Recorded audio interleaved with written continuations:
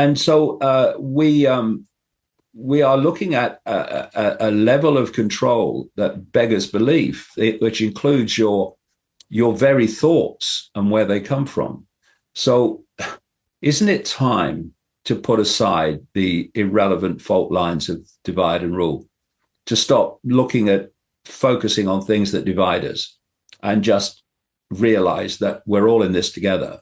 And if we don't come together in some kind of unity of response, then they'll get what they want.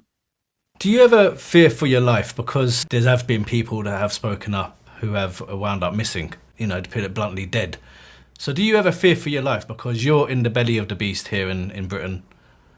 No, because I don't care. You know, once you realize that you're not human, that's a brief experience which you're having, and what the I is consciousness, a state of awareness, a state of being aware. How aware is what they're trying to manipulate through this cult.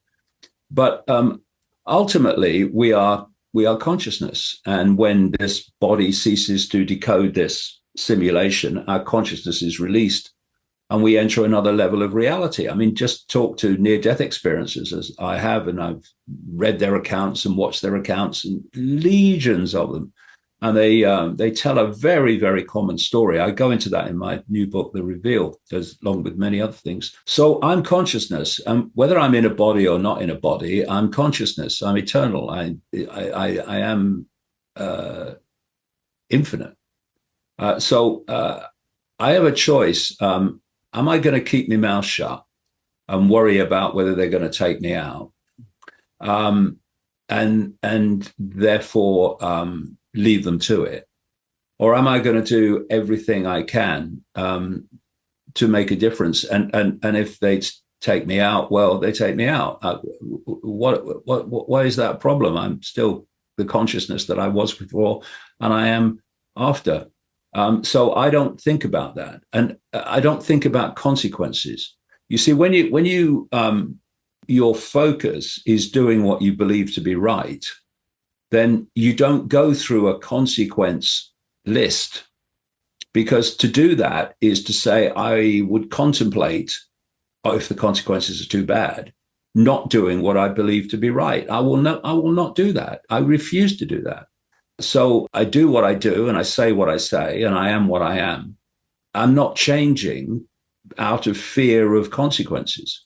But, there are other forces at work, shall we say, that are far more powerful than these bunch of prats that are manipulating us. And if you tune into them, if you connect into them, then they won't take you out. Why? Because they can't. It's a long story, but they can't. They can if you believe in their world. Then they can. We hope that you live a long, long life and continue to do the great work that you've been doing valiantly. But if this is the last time we hear from David Icke, and this is the last interview you give to people, what is your message to the world? Remember who you are. Everything comes from that. If you have a self-identity that you're a human, and you're living in this human world, and that's through you are the labels of a human life, then you will live a life of limitation, because you are associating, you are self-identifying with limitation. Because once you think, who am I? I'm a human. Well, that immediately connects you to limitation, to I can't, to it's not possible, and to all the fears that are generated out of the human experience. But when you realize that you are consciousness having a brief human experience, and that consciousness is eternal and will be forever, exploring forever, then those things don't affect you in the same way anymore. You don't fall for the fears that control you. You don't silence yourself and censor yourself for fear of the consequences.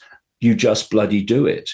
And, if we don't start looking authority in the eye collectively and saying, no, not having it, then authority will get what it wants.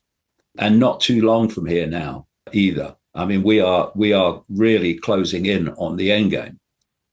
So we have a choice. We can go on as we are and look where that got us, or we can come from a point of view of where consciousness, and whatever happens will still be consciousness, and do what is necessary rather than running away from it. Because 8 billion people cannot be controlled by a relative handful unless the 8 billion acquiesce